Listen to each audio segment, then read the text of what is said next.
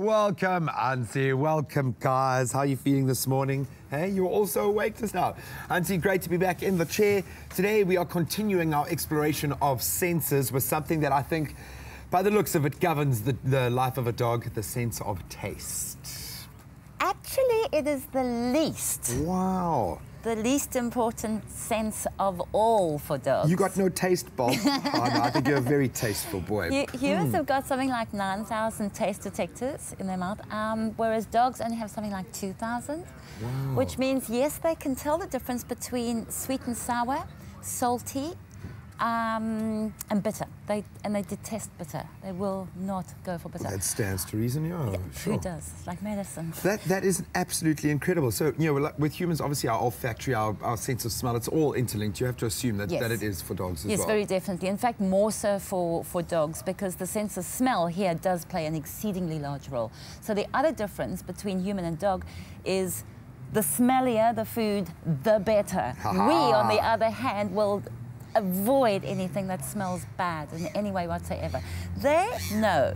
I mean, I don't know if you know, but dogs happily consume human poo. Yeah, they, not you, Bob, not you, half-rotten meat, and the stinkier, the better. That's amazing.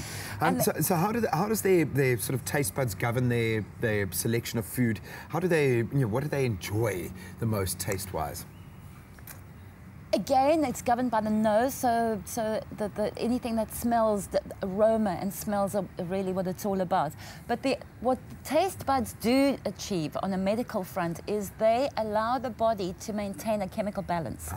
So there's a certain taste that the body will yearn for when the body needs or requires certain chemicals.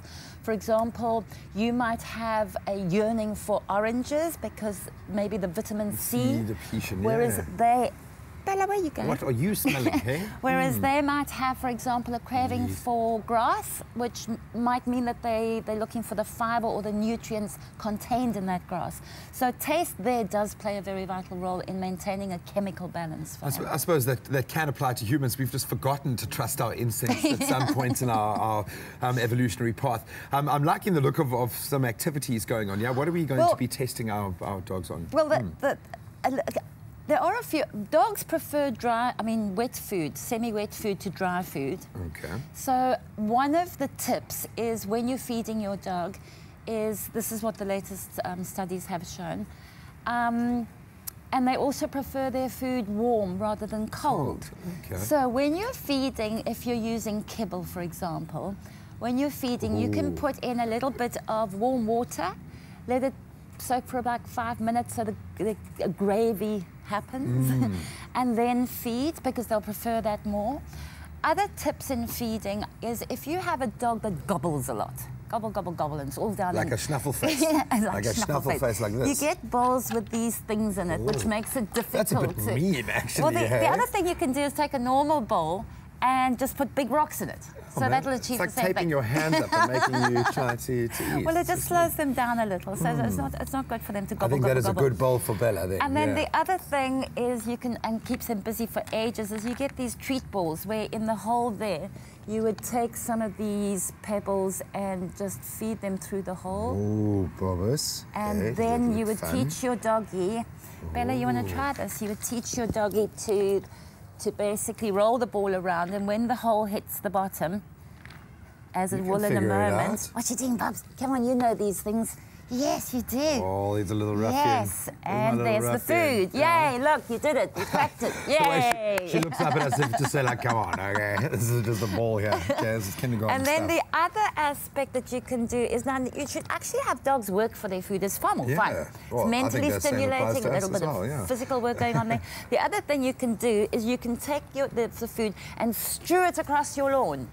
So I'm going to strew this across there in that play lawn. Whee! And ideally, Bobby, Bella, did you see that? Did you see that? And then they'll zap along there and they will spend hours eating as opposed to gobble, gobble, gobble, gobble. gobble. So I thought Bob. I'd just throw in those tips while we're at it. I like it. I think it's also good for these two are in a confined space. You've got to keep them as active as possible and keep them stimulated. Bob, are you ready to go and join Bella for a little early morning breakfast? Yeah, they could sport a little bit of competition if you allow that. Well, I will be your feeding partner this morning.